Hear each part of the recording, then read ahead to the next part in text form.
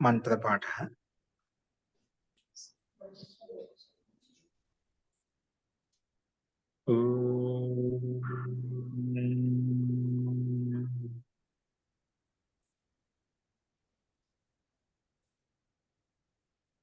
सहना भवतु सहनौ भुनक्तु सह वीर्यं करवावहै तेजस्विनावधीतमस्तु मा विद्विषावहै।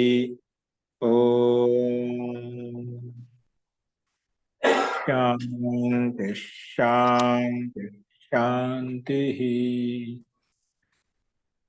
सर्वेभ्यो नमः।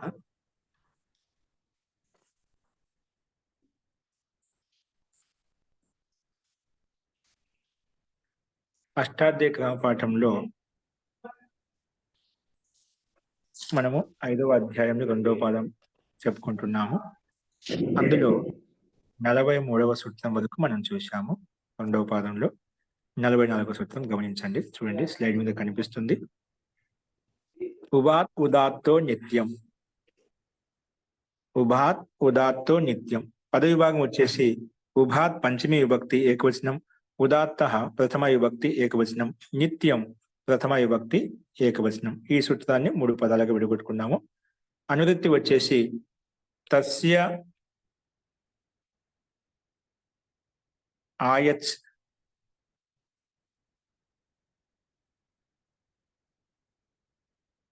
ఆయచ్ ప్రత్యయం. ఇది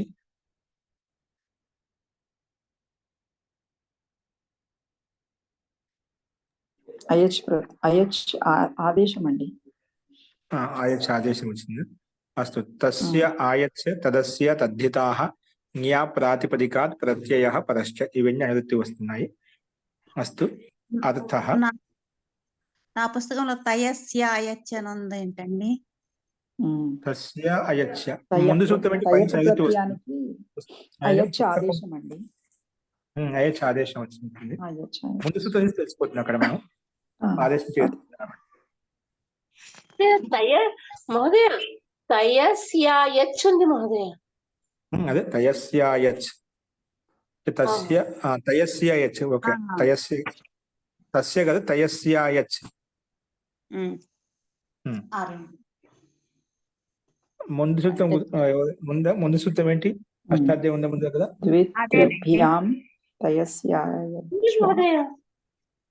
సూత్రం ఏంటి చెప్పండి. ద్విత్రిభ్యాం తయస్యాయజ్వా మహోదయ. ఓకే ఓకే, అక్కడి నుంచి అనువృత్తి వస్తుంది. అర్థ అర్థం గమనించండి. జ్ఞా ప్రాతిపదికాత్ ప్రత్యయ పరశ్చ ఇవన్నీ కామన్ గా వస్తున్నాయి. అర్థ ప్రథమ సమర్థాత్ ఉభ శబ్దాత్ ప్రథమ సమర్థాత్ ఉభ శబ్దాత్ ఉత్తరస్య నిత్యం తయపః స్థానే అయచ్ ఆదేశో భవతి సచ ఉదాత్తః. షష్ఠి అర్థే సచ ఉదాత్తః షష్ఠి విభక్తి యొక్క అర్థంలో వస్తుంది అని చెప్పి, ప్రథమ సమర్థంతో యుక్తమైన ఉభ శబ్దాలు ఏదైతే ఉందో ఉభ శబ్దాత్ ఉత్తరస్య నిత్యం తయపః స్థానం తయ ప్రత్యయ స్థానంలో అయచ్ ఆదేశో భవతి. అయచ్ ఆదేశం వస్తుంది. ఇక్కడ ఎప్పుడైతే తయ ప్రత్యయం తెచ్చుకుంటామో ఆ తయ స్థానంలో ఏమొస్తుందంట? అయచ్ ఆదేశో భవతి. ఎప్పుడైతే అయచ్ ఆదేశం తెచ్చుకుంటామో అయచ్ ఆదేశం అవుతుంది సచ ఉదాత్త. అది ఉదాత్తం కూడా మారిపోతుందంట. అంటే ఉదాత్తం వస్తుందన్నమాట. అది అందులో ఏదైతే వచ్చిందో అంతోదాత్తం వస్తుందన్నమాట. ఉదాత్తం అంటే అంతోదాత్తం అనమాట. ఏ అర్థంలో అంటే షష్ఠి అర్థే, షష్ఠి విభక్తి యొక్క అర్థంలో అని చెప్పి ఈ సూత్రం యొక్క అర్థం ప్రస్తావించబడింది. ఉదాహరణ అదేవిధంగా ఇవ్వబడ్డాయి ఇక్కడ. ఉభయో మణిః ఉభయే దేవ మనుష్యాః. ఉభయో మణిః ఉభయే దేవ మనుష్యాః. ఉభయ ఉభయో అనేది ఉభయ శబ్దం, ఉభయో అయిపోయింది సంధి వలన. ఇక్కడ ఉభయ ద్వివచనం. ఉభయ ఉభయే ఉభయాః స్త్రీలింగంలో అయితే. ఓకేనా? తో ఉభయో మణిః ఉభయే దేవ మనుష్యాః. ఉభయే దేవ మనుష్యాః ఇది బహువచనంలో ఉంది. ఉభయే దేవ మనుష్యాః ద్వివచనం కాదు. ఉభయే దేవ మనుష్యాః. యద్యపి ఉపశబ్దస్య న పారిభాషికీ సంఖ్యా సంజ్ఞా. యద్యపి శబ్దస్య న పారిభాషికి సంఖ్యా సంజ్ఞా తథాపి లోకే ద్వ్యర్థే ప్రయోగాత్ లౌకికి సంజ్ఞ ప్రయోగాలు ఉంది. ప్రయోగా అంటే అక్కడ పక్కన లౌకికి శబ్దం లకారం ఉంది కాబట్టి తోలి ప్రకారంగా తకారము లకారంగా మారిపోయింది అన్నమాట. ప్రయోగాల్ లౌకికి సంఖ్య సంజ్ఞాజేయ, లౌకికి సంఖ్య సంజ్ఞాజేయ. మళ్ళీ ఒకసారి చూడండి, ఇక్కడ ఉభశబ్దస్య నా పారిభాషికి సంఖ్యా సంజ్ఞ. ఇప్పుడు ఉభశబ్దానికి పారిభాషిక సంఖ్యా సంజ్ఞ పేరు పెట్టలేమాట. ఉభ అంటే వాళ్ళ సంఖ్య 2 అనే అర్థం వస్తుందన్నమాట, అంటే ద్విత్వం అర్థంలో వస్తుందన్నమాట. ఉభయం అంటే ద్వంద్వమైంది, 2 అనే సంఖ్యలు తీసుకుంటాడు. అందుకే ఇక్కడ పారిభాషిక సంఖ్యలు ఇప్పుడు 1, 2, 3 సంఖ్యా సంఖ్య ఏ విధంగా మనం నిర్ధారించబడిందో అలా ఉభ అంటే 2. కానీ ఇక్కడ పారిభాషికి సంఖ్యా సంజ్ఞ ఇవ్వబడలేదు అన్నమాట. మనకు సంఖ్యలకి ఏ విధంగా సంఖ్య అని పేరు పెట్టుకుంటామో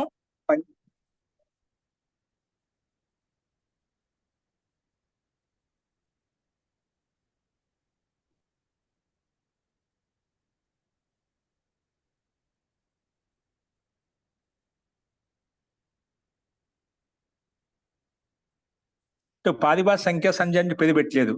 తథాపి లోకే ద్వ్యర్థే ప్రయోగాత్ లౌకికి సంఖ్యా సంజ్ఞా జేయ. కానీ లోకంలో శాస్త్రంలో మనకి పారిభాషిక శబ్దం అంటే ఏం లేదు. ఉభ శబ్దానికి ఉభ అంటే 2 అన్నమాట. ఇప్పుడు 2 అని చెప్పి శాస్త్రీయ పరిభాష సంఖ్యావాచక శబ్దాలకు ఏ విధంగా శాస్త్రం ప్రసిద్ధంగా ఉందో అలాగా లేకపోయినప్పటికీ కూడా తథాపి అయినప్పటికీ కూడా లోకే ద్వ్యర్థే అంటే ద్విత్వార్థంలో 2 అనే అర్థంలో ప్రయోగం ఉంది కాబట్టి లౌకికి సంఖ్య సంజ్ఞ జేది. లోకంలో సంఖ్యా సంజ్ఞ ఇవ్వబడిందని చెప్పి అర్థం చేసుకోవాలి. నేను లోకంలో మాత్రం ఉభ అంటే 2 అని చెప్పి సంఖ్య తీసుకుంటాం. మనకు 2 అంటే ఏమిటి? ఏక ద్వౌ ద్వే అలా ఉండాలి, ద్వౌ ఉండాలి, ద్వే ఉండాలి. ఇది సంఖ్యా సంజ్ఞ. వీటికి సంఖ్యా సంజ్ఞ పేరు పెట్టుకున్నాం. కానీ ఉభ అంటే 2 అని చెప్పి మనకు ఎక్కడ మనకు పారిభాషిక సంజ్ఞ లేదన్నమాట. కాబట్టి అయినా లోకంలో 2 అనే అర్థంలో ప్రయోగం ఉంది కాబట్టి దీనికి లౌకిక సంజ్ఞ ప్రకారంగా అర్థం చేసుకోవచ్చు, 2 సంఖ్య తీసుకోవచ్చు. ఎందుకంటే యథాలోకే తథా వేదే, యథావేద తథా లౌకికే. అంటే లోకంలో వేదంలో ఉండేది లోకానికి విరుద్ధంగా ఉండదు, లోకంలో ఉండేది వేదానికి విరుద్ధంగా ఉండదు అన్నమాట. కొంచెం పరివర్తనం ఉండొచ్చు కానీ వికారంలో ఉత్పన్నమై ఉండొచ్చు కానీ ఎప్పుడు వేదం లోక విరుద్ధం ఎప్పుడు చెప్పదు. లోకం ఏదైనా మనం ప్రయోగం ఉందంటే అది వేద విరుద్ధమై ఉండదు అనమాట. ప్రయోగంలో కొంచెం మార్పు వచ్చి వ్యతిరేకత వచ్చి వైపరీత్యం వచ్చి వికృతి వచ్చి ఉంటుందిగా అంతవరకే తేడా. కానీ యథా లోకంలో చెప్తాం అది తథా శాస్త్రంలో అదే విధంగా ఉంటుంది, యథా శాస్త్రం చెప్పుకుంటే అది లోకంలో అదే విధంగా ఉంటుంది. అందుకే యథా లోకే వైదికే అని చెప్పు, లౌకికే తథా వైదికే అని చెప్పుకుంటూ ఉంటామట. అస్తు, ఇక్కడ మీకు ఈ బిందు అర్థమైంది అనుకుంటాను. ఉపశబ్దస్య నా పారిభాషికి సంఖ్యా సంజ్ఞ తథాపి లోకే ద్వ్యర్థే ప్రయోగాత్ లౌకిక సంఖ్యా సంజ్ఞ జేయ. లోకంలో ఉండే సంఖ్యా సంజ్ఞ లోక సంఖ్యని పేరు పెట్టి పిలుచుకుంటాం కాబట్టి ఆ రకంగా అర్థం చేసుకోవాలని చెప్పి ఈ రకంగా చెప్పబడింది. అస్తు, సో ఇక్కడ మనకు ఉభయ ప్రాతిపదిక ఉభ శబ్దం చేత తయ ప్రత్యయం వస్తుంది. తయ ప్రత్యయానికి అనుబంధ లోపం తయ ప్రత్యయం వస్తుంది. ఆ తయ ప్రత్యయం ఎప్పుడైతే వస్తుందో వెంటనే ఉభ శబ్దాత్ ఉత్తరస్య అంటే ఇప్పుడు మనకు మూల శబ్దం అంటే ప్రథమ సమర్థంతో ఉభ శబ్దం ఉభ సు. ఈ ప్రథమ సమర్థం ఉభ అనే ప్రాతిపదికం చేత మనకు ప్రకృతి తయ ప్రత్యయం వస్తుందన్నమాట. తయ ప్రత్యయం వస్తుందన్నమాట. ఆ తయ ప్రత్యయం ఎప్పుడైతే వస్తుందో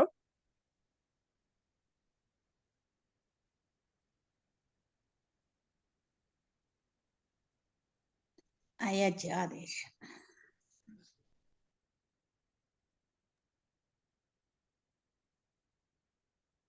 సో తయ స్థానంలో అయచ్ ఆదేశం వస్తుందన్నమాట.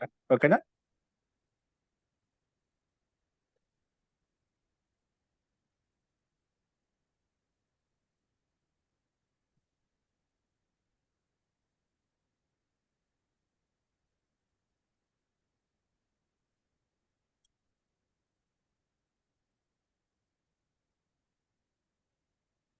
అస్తు, సో అయచ్ ఆదేశం వచ్చింది అంటే ఇప్పుడు మనకు తయ సంపూర్ణ స్థానంలో వచ్చింది అన్నమాట. ఏదో ఏకదేశ స్థానంలో రాలేదు.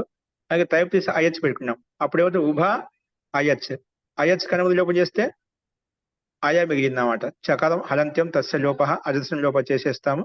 అప్పటికి అయ మిగులుతుంది. ఉభ ప్లస్ అయ ఎస్ ఏది లోపం చేసుకుంటే ఉభ్ అయ కలిపితే ఉభయ. తర్వాత మణి శబ్దం ఉంది కాబట్టి ఉభయ, తర్వాత ముందు సు తెచ్చుకుంటాము, చూస్తాను ఋత్వ విసర్గం చేసుకుంటే ఉభయ అనే రూపం వస్తుంది అన్నమాట. తర్వాత హసిచ ప్రకారంగా దానికి ఉభయాలు విసర్గానికి కంటే ముందు రేప స్థితిలో ఉకారం వస్తుంది. ఉకారానికి ఆద్గుణ ప్రకారం గుణం చేస్తే ఓకారం వస్తుంది అన్నమాట. అందుకే ఉభయో అయిపోయింది, ఉభయో మణి.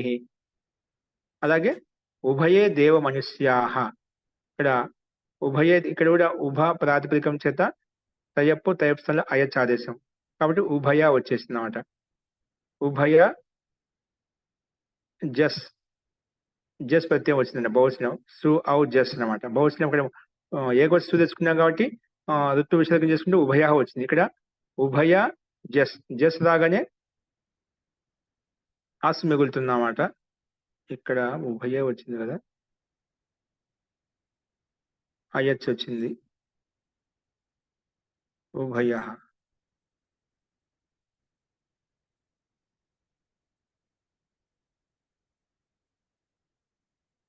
ఇక్కడ మనకు ఉభయ శబ్దం కరెక్టే ఎంతకు? మీ పుస్తకంలో ఉభయ శబ్దం ఉంది అక్కడ.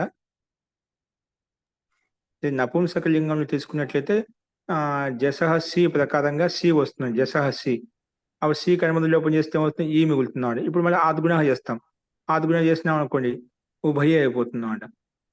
ఒక నపుంసక లింగాన్ని తీసుకున్నట్లయితే కాబట్టి ఉభయ, అప్పుడు దేవ మనుష్య అనేది పుల్లింగ శబ్దం కదా, కాబట్టి అలా తీసుకోవడానికి లేదు. ఇక్కడ గురువు గారు ఒక్కొక్క పుస్తకంలో ఒకలా ఏంటండి? ఇచ్చారండి. ఇక్కడ అష్టాధ్యాయి.com లో ఏమో ఈ విధంగా నిర్మించిన ఉభయ శబ్దము ఎప్పుడు నిత్యం బహువచనంలోనే ప్రయోగించారు అని చెప్పి పాయింట్ రాశారండి. సిద్ధాంత కౌముదిలో ఏమో ఉభయం అని ఏకవచన ఇదే ఇచ్చారండి. అదే బహువచనంలో ఉపయోగిస్తాం కదా, బహువచన రూపమే. అంటే అది నపుంసకలింగంలో తీసుకోబడిందా, పుల్లింగం తీసుకోబడిందా? నపుంసకలింగంలో తీసుకోబడింది. నపుంసకలింగం తీసుకుంటే అప్పుడు నిత్యం నపుంసకలింగంలో ఉండాలి. అప్పుడు ఏమవుతుందంటే జసహ సి ప్రకారం సి ఆదేశం వస్తుంది, సి ఆదేశం ఈ అనుమతిలో ఈ మిగులుతుంది కాబట్టి ఆది గుణ ప్రకారం ఉభయ శబ్దం వస్తుంది అన్నమాట. ఓకే, అలా తీసుకోవాలి. ఓకేనా, అది ఏ సందర్భంలో అని చెప్పి మనకు చూద్దాం. ఇక్కడ మనకు నపుంసకలింగం తీసుకోబడింది. ఇక్కడ భాషను కూడా ఏమి ఇవ్వలేదు విశేషంగా. సందర్భం వచ్చిన చోట దానికి ఒక ప్రశ్న ఖచ్చితంగా అక్కడ అడగబడుతుంది. ఇక్కడ మనకు ప్రథమ సమర్థ ఉభ ప్రాతిపదికం చేత ఉత్తర నిత్య తయప్కే స్థానమే షష్ఠి అర్థంలో అయచ్ ఆదేశం వస్తుంది. అయచ్ ఆదేశము లో ఉండేటువంటి అకారం ఉదాత్తం అయిపోతుంది. యద్యపి ఉభ శబ్దకి శాస్త్రమే సంఖ్యా సంజ్ఞ లేదు, అయినప్పటికీ కూడా లోకంలో ద్విసంఖ్య అనే అర్థంలో ప్రయోగించబడుతుంది. కాబట్టి అన్య ఏక ద్వి ఆదిక సమానం. వేరే శబ్ద ఏకము, ఏక ద్వి, ఏక ద్వౌ త్రయ చత్వార ఇలా సంఖ్యావాచక సంజ్ఞలు ఉంటాయో అలాగే లోకంలో స్వాభావిక సంజ్ఞ వీటి కూడా ఉందని చెప్పి అర్థం చేసుకోవాలి. అయత్కే చిత్ హోనేసి చిత అంతుదాత్తత్వం ఉంది. సామాన్య అయత్ ప్రత్యయం మనం స్వర ప్రకారంలోకి వెళ్తేనే అక్కడ చిత అంతోదాత్త పోతాయి. అంటే ఏ ప్రత్యయంలో చకారానికి ఇత్తి చేస్తామో చిత, ఏ ప్రత్యయం చకారం ఇత్తి చేస్తామో అది అంత ఉదాత్తం. ఇప్పుడు అయత్సులో అంత్య అంటే మామూలుగా ఉదాత్త సంజ్ఞ అనుదాత్త సంజ్ఞ ఇది ఉదాత్త అనుదాత్త స్వరాలకు మాత్రమే వర్తిస్తుందన్నమాట. అది స్వరం యొక్క ధర్మం. కాబట్టి అయత్స్ అనుమతి లోపం చేస్తే అయ మిగిలింది. ఇది చిత వచ్చేసి నువ్వు ఏ ప్రత్యయంలో అయితే నువ్వు చకారానికి ఇత్తి సంజ్ఞ చేశావో అది అటువంటి ప్రత్యయం అంత ఉదాత్తం అయిపోతుంది. ఆ ప్రత్యయంలో అంతంలో ఉండే అక్షరం ఉదాత్తం చేసుకోవాలి. అంటే అయత్స్ అనుమతి లోపం చేస్తే మిగిలింది ఇక్కడ మనకు అయ మిగిలింది. దాంట్లో అంతిమ అచ్చ ఏంటి, అంత ఉదాత్తం అయిపోతుంది. అంటే అంత ఉదాత్తకి వస్తుంది, అచ్చుకే వస్తుంది. అంతిమంలో ఉంది అయ అంటే యకారంలో ఉండే అకారం ఉదాత్తం అయిపోతుంది. ఇది చితో అంతుదాత్త ప్రకారంగా. అంటే అందుకే అది అంతుదాత్తం ఇష్టం లేదు కాబట్టి ఈ సూత్రం విశేషంగా చెప్పింది. ఉభాదుత్రస్య నిత్యం తయప్ స్థానే అయచాదేశంతో పాటు సచ ఉదాత్తో భవతి, అది ఉదాత్తం అయిపోతుంది. అంటే ఆది అచ్చు ఉదాత్తం చేయబడింది అన్నమాట. మామూలుగా అంతిమ అచ్చు ఉదాత్తం అవుతుంటే ఈ సందర్భంలో అంతిమ అచ్చు ఉదాత్తం చేయడం ఇష్టం లేదు ఇక్కడ. కాబట్టి ఈ విశేషంగా ఈ సూత్రం వచ్చి లేదు, అది ఆది అచ్చు అవుతుంది. ఒక ఈ సూత్రంలో ఉదాత్తం అని చెప్పకపోయినా అనుకోండి, అయచ్చులో మొట్టమొదటి అక్షరం ఉదాత్తం అవుతుంది అని చెప్పకపోతే ఏమవుతుంది? చిత అనే సూత్రం వచ్చేసి యకారంలో ఉండే అకారాన్ని ఉదాత్తం చేస్తుందన్నమాట. కానీ ఇష్టం ఏంటి? అయలో ఉండే అకారం ఉదాత్తం ఇష్టం అన్నమాట. అందుకే ఇక్కడ ఈ సూత్రంలో విశేషంగా చెప్పాల్సి వచ్చిందన్నమాట. అది ఇక్కడ మనం గమనించాలి. అస్తు. అందుకే ఇక్కడ మనకు ఈ సూత్రం ప్రకారంగా ఆది అచ్చు ఉదాత్తం అయిపోయింది. అందుకే ఆది అచ్చు ఉదాత్తమైంది కాబట్టి మిగతావన్నీ ఏమైపోతాయి? అనుదాత్తాలు అయిపోతాయి. అనుదాత్తం ఎట్లా? ఏదైనా ఒక పదంలో ఇప్పుడు మనకు ఉభయ శబ్దం తయారైంది, దీంట్లో ఆది అచ్చు ఉదాత్తం అయిపోతుంది చెప్పుకున్నాం. ఏంటి? ఆది అచ్చు ఉదాత్తం. ఇప్పుడు ఉభయలో బకారంలో ఉన్నటువంటి అకారం, ఎందుకంటే ఉభ్ ప్లస్ అయ ఇదే కదా. మనము తయప్స్ అయచ్ ఆదేశంగా వచ్చిందన్నమాట. ఈ అయచ్ లో ఉండేటువంటి ఆది అకారము ఉదాత్తం అయిపోయింది. అందుకే ఉభ్ ప్లస్ అయ కలిపితే బకారంలో ఆ అనేది అయచ్ ఆదేశం యొక్క అకారం అన్నమాట. కాబట్టి ఆ అకారం ఉదాత్తం అయిపోయింది. ఎప్పుడైతే ఉదాత్తం తెలిసిందో అదొక్క వరదనే వదిలేసి ఉదాత్తం పదం ఏకం ఏ సూత్రం? ఉదాత్తం పదం అనుదాత్తం పదం ఏకం వర్జ్యం.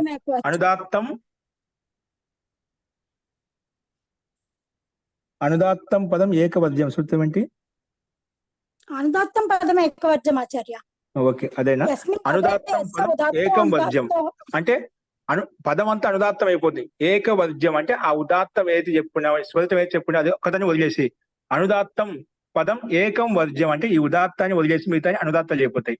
అంటే ఉభయలో భకారంలో ఉండే అకారం ఉదాత్తం అవుతుంది. ఉదాత్తానికి ఇంటు గుర్తు పెట్టుకుని, దానికి ఏ చిహ్నం ఉండదు. మామూలుగా ఉదాత్తానికి మనం అర్థం చేసుకుని ఇంటు గుర్తు పెట్టుకుని, లేకపోతే ఏం చిహ్నం పెట్టుకోం. ఏ చిహ్నం లేకపోతే గుర్తు పెట్టుకోండి.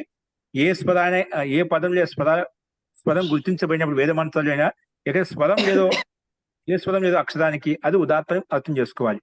అస్తు. ఇక్కడ బకారంలో ఉండే అకారం ఉదాత్తం అయిపోయింది అంటే ఆ ఒక్క వర్ణాన్ని వదిలేసి మిగిలిన వర్ణ ముందున్న వెనక ఉన్న అన్ని కూడా అనుదాత్తాలు అయిపోతాయి. ఆటోమేటిక్ ముందు ఒకటి ఉదాత్తం తెలిస్తే ఒకటి స్వరితం అని తెలియగానే, ఉదాత్తంగా స్వరితంగా తెలియగానే వెంటనే మిగతావన్నీ కూడా ఎన్ని స్వరాలు ఉంటే, ఎన్ని అచ్చులు ఉంటే అవన్నీ కూడా ఆ పదంలో ఒకటి ఉంటే ఒకటి, రెండు ఉంటే రెండు, 10 ఉంటే 10 ఎన్ని ఉన్నా కూడా అవన్నీ అనుదాత్తాలు అయిపోతాయి. ఇక్కడ ఏమున్నాయి మనకు? ఉభయలో ఉకారం ఉంది, పక్కన యకారంలో ఉండే అకారం ఉంది. ఆ రెండు అనుదాత్తాలు అయిపోయాయి అన్నమాట. మధ్యలో ఉదాత్తం ఉండిపోయింది. తర్వాత ఇప్పుడు ఈ సూత్రం అనుదాత్తం చేయగానే మిగిలినటువంటిది అప్పుడు మంటనే ఉదాత్తాత్ అనుదాత్తస్య స్వరిత. ఉదాత్తానికి పక్కన అనుదాత్తం ఉంటే అనుదాత్తానికి స్వరిత చిహ్నం వస్తుంది. ఇక్కడ ఉదాత్తం ఎక్కడ ఉంది? బకారంలో ఉండే అకారం ఉదాత్తం. ఆ ఉదాత్తానికి పక్కన అనుదాత్తం ఉంటే ఉంటుంది ఖచ్చితంగా. ఉదాత్తం పక్కన అనుదాత్తం వచ్చింది కదా. అనుదాత్తం ఉంది అంటే అనుదాత్తానికి ఏమవుతుంది? స్వరితం అవుతుంది. అంటే అక్కడ అనుదాత్త చిహ్నం తీసేసి అడ్డుగీత తీసేసి స్వరిత చిహ్నం నిలువు గీత పెట్టాను చూడండి పైన. ఉభయో పైన నిలువు గీత ఉందా? అది ముందేంటి? అనుదాత్తానికి ఉదాత్తాత్ ఉదాత్తానికి పక్కన ఉండే అనుదాత్తానికి స్వరితం వస్తుంది. అందుకే స్వరిత చిహ్నం వచ్చిందన్నమాట. అది అనే అనుదాత్తం అలాగే ఉండిపోయింది. ఓకేనా? ఈ రకంగా ఈ పదం అయిపోయింది, స్వరితాంత పదం అయిపోయింది అన్నమాట. ఏది? స్వరితాంత పదం అయిపోయింది అన్నమాట. లేకపోతే ఏమేది మనకి ఈ సూత్రము తయపు స్థానంలో అయచాదేశం వస్తుంది. అయచాదేశంలో ఆది అచ్చు ఉదాత్తం అవుతుంది అని చెప్పకపోతే సచ ఉదాత్త అని చెప్పకపోతే ఏమైపోయింది మనకు? చితోంతో ఉదాత్త ప్రకారం ఉభయ శబ్దం స్వరితాంతం కాకుండా ఉదాత్తాంతం ఉండేదన్నమాట. ఉదాత్తం అంతిమంలో ఉండేదన్నమాట. ఏముండేది? ఉదాత్తము అంతిమంలో ఉండేది. ఇప్పుడు అయచ్ అనే ఆదేశంలో మొదటి అక్షరం ఉదాత్తాన్ని పెట్టుకోవడం వల్ల మనకు ఇప్పుడు ఉభయ శబ్దము స్వరితాంతం అయిపోయింది. ఏమైపోయింది? మధ్య ఉదాత్తము, ఆది అనుదాత్తము, మధ్య ఉదాత్తము, అంత స్వరితము. ఓకేనా? ఆది ఉదాత్తం అంటే ఉదాత్తం అయిపోయింది, అనుదాత్తం అయిపోయింది. అడ్డుగీత ఉంటే అనుదాత్తం అనమాట. భాలో ఉండే అకారం ఉదాత్తం అయిపోయింది. యో అనేది స్వరితం అయిపోయింది అన్నమాట. అందుకే స్వరితాంత పదం అయిపోయింది అన్నమాట.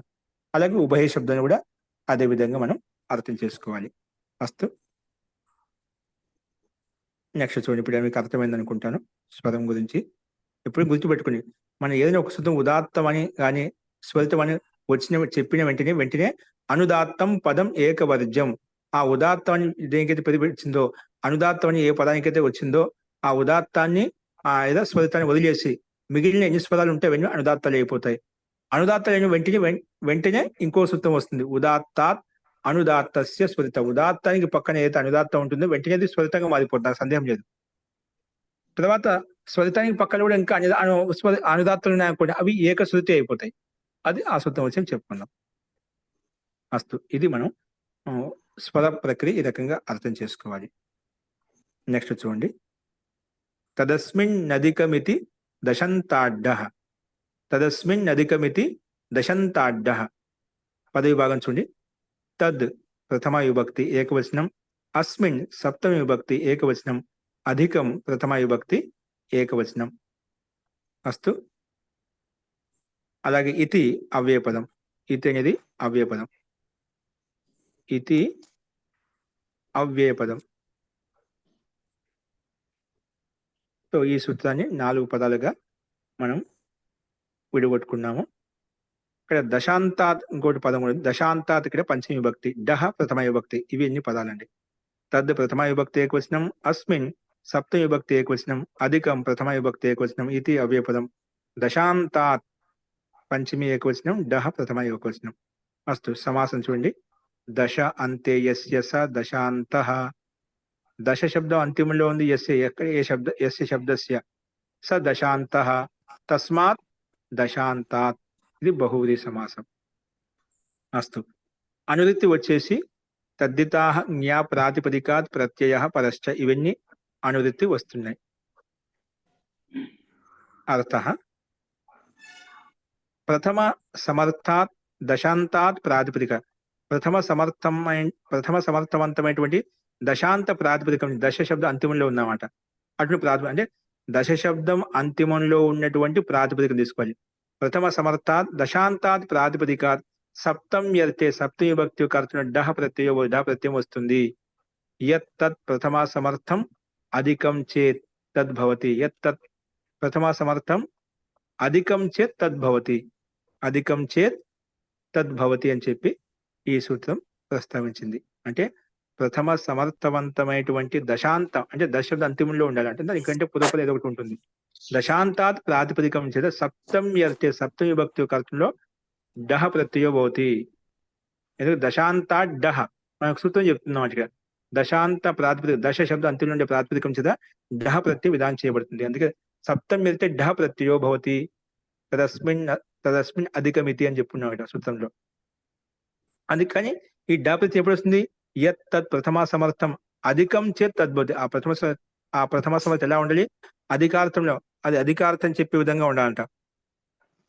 ఆ ప్రథమ సమర్థం ఎలా ఉండాలంటే యత్ తత్ ప్రథమ సమర్థం అధికం సమానాధికరణ వారాహో, అంటే అధికార్థం ఇచ్చే విధంగా ఉంటేనా అప్పుడు ఎక్కువ అని, ఇప్పుడు ఎక్కువ అర్థం ఇచ్చే విధంగా ఉంటేనా అప్పుడు ఆ ప్రథమ సమర్థం ఎక్కువ అర్థం ద్యోతించాలి, ప్రకాశింపచేయాలన్నమాట. అలాంటి అర్థం ఉంటే గిన అప్పుడు ఢ ప్రత్యయం విధానం చేయబడుతుంది అని ఈ సూత్రం యొక్క అర్థం చెప్పుకున్నాం. సో అదేవిధంగా ఉదాహరణ ఇవ్వబడ్డాయి ఇక్కడ. ఏకాదశ అధికాః అస్మిన్ శతే ఏకాదశం శతం. ఏకాదశం శతం. ఏకాదశం సహస్రం. ద్వాదశం సహస్రం అంటే ఏకాదశం శతం అంటే 11 ఎక్కువగా ఉన్నాయి. ఇప్పుడు ఎక్కువ అర్థం వచ్చింది కదా, ఎక్కువ అని అర్థం రావాలి. ప్రథమ సంవత్సరం ఎలా ఉండాలి? ఎక్కువ అర్థం జోడించే విధంగా ఉంటే అప్పుడు మనకు డా ప్రత్యయం వస్తుంది. అందుకే ఏకాదశం శతం అంటే 11 ఎక్కువ శతం 100 అంటే 100కు 100 తర్వాత 11 సంఖ్య ఎక్కువగా ఉన్నమాట. అంటే 11 ఎక్కువ 100, అలాగే 11 ఎక్కువ 1000, 12 ఎక్కువ 1000 అనేట్లుగా అంటే ఎక్కువ అర్థాన్ని బోధిస్తున్నమాట. ప్రథమ సమర్థంలోనే ప్రథమ సమర్థం అధికం చేత్ తద్భవతి, అధికార్థం ఇచ్చే విధంగా ఉండాలి. అందుకే ఇక్కడ ఒక 100 తర్వాత 11 సంఖ్య ఎక్కువ వచ్చిందన్నమాట. 1000లో 11 సంఖ్య ఎక్కువ వచ్చిందన్నమాట. సహస్రంలో 12 సంఖ్య ఎక్కువ వచ్చింది. అందుకే ఏదైనా పెళ్లిళ్ళల్లో ఏదైనా మనకు సదింపులు అని చెప్పి రాయిస్తుంటారండి. అంటే 116 అంటే 100కు తర్వాత 116 రూపాయలు ఎక్కువ ఉండాలన్నమాట. అక్కడ రాయిస్తుంటారు. 516, 1116, 5016, 10,116 అలా రాయిస్తుంటారు. అంటే ఎక్కువగా ఉండాలి. ఇప్పుడు 101 రాయిస్తుంది. అయితే సంఖ్య పూర్తి చేయాలన్నమాట. ఒకటి ఎక్కువగా ఉండాలన్నమాట. 101 అని అంటే ఒక సంఖ్య ఎప్పటికీ ఉండాలి అన్నమాట అని అలా రాయిస్తుంటది అన్నమాట. అది ఒక అగ్రిమ తత్వం ఎప్పుడు ముందు ఉండాలనే భావనను తీసుకురావడం కోసం అలాగ అది పద్ధతి, ఒక సంప్రదాయం, ఒక విధానం అన్నమాట. సో అలాంటి సందర్భం ఇక్కడ అధికారితను ఇచ్చేటువంటి శబ్దాలు ఇక్కడ ఇవ్వబడ్డాయి కాబట్టి దశాంత ప్రాతిపదికం చేత, ఇప్పుడు దశ ఏక పూర్వంలో ఉంటే దశ అంతిమంలో ఉందని, ఏకాదశ అనే ప్రాతిపదికం చేత మనకు ఆ దశాంత ప్రాతిపదికంగా ఢా ప్రత్యయం వస్తుంది. ఢా ప్రత్యయానికి ఎనిమిది లోపలిస్తే కేవలం ఆ మిగులుతుంది అన్నమాట. తర్వాత ఎస్సి లోపం చేసుకుంటే దశ ఆ కలిపి ఏకాదశ, దశ హలంతం వస్తుంది. హలంతం పక్కన ఆ కలిపి ఏకాదశ అలా వస్తుంది. తర్వాత సు తెచ్చుకొని సుస్థానంలో అమ్ము అమ్మి పొదవ చేసుకుని ఏకాదశం. అందుకే ఏకాదశం అధికం అస్మిన్ శతే, ఈ శతంలో ఏకాదశం అంటే 11 ఎక్కువగా ఉన్నాయి. ఏకాదశం శతం అంటాడు. ఏకాదశం సహస్రం, ఈ సహస్రంలో 1000లో 11 ఎక్కువగా ఉన్నాయి. ద్వాదశం సహస్రం, ఈ 1000లో 12 ఎక్కువగా ఉన్నాయి. ఎక్కువ అనే అర్థం జ్యోతిస్తుంది కాబట్టి మనకు అన్ని చోట్ల దశాంత ద్వాదశ ఏకాదశి అనే ప్రాతిపదికం చేత దశాంత ప్రాతిపదికం డా ప్రత్యయము, డా ప్రత్యయాన్ని అనుబంధం లోపం చేస్తే ఆ మిగులుతుంది. తర్వాత ఎస్సి లోపం చేసుకుని ద్వాదశ ఏకాదశ, తర్వాత సు ఆ కలుపుకుంటాము. డా ప్రత్యయం నుండి ఆకారం కలుస్తుంది. ఏకాదశ ద్వాదశ. ఇక్కడ మనకు దశని శబ్దం తీసుకున్నారు మీరు, దశని ప్రాతిపదికం తీసుకోవాలి. దశం శబ్దం ఆచార్య దిత్తు కాబట్టి టిలోపం కూడా వస్తుంది. ఓకే, కరెక్టే. ఎందుకంటే దిత్ కదా సామర్థ్యం టీ భాగం లోపం అవుతుందన్నమాట. ఓకేనా, అస్తు. దశలో అప్పుడు అనుభాగం లోపిస్తుందన్నమాట.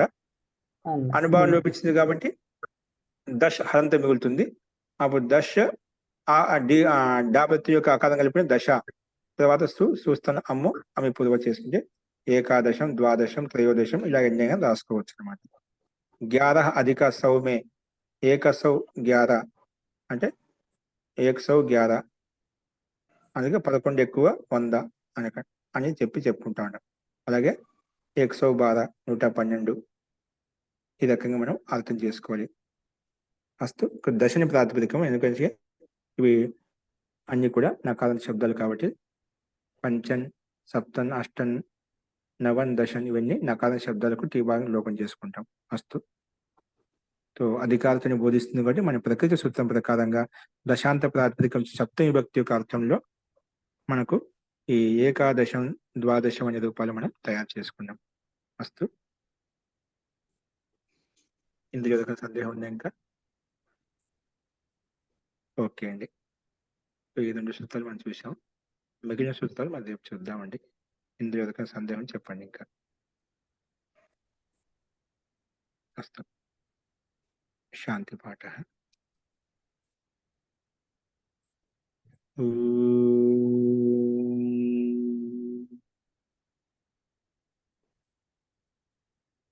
సర్వే భవంతు సుఖినః, సర్వే సంతు నిరామయాః, సర్వే భద్రాణి పశ్యంతు, మా కశ్చిత్ దుఃఖభాగ్ భవేత్.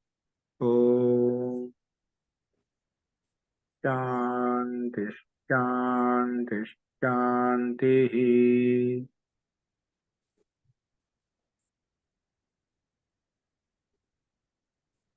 సర్వేభ్యో నమః. అందరికీ నమస్కారం అండి. నమస్తే మహోదయ. నమస్కారం గురుగారు, ధన్యవాదాలు.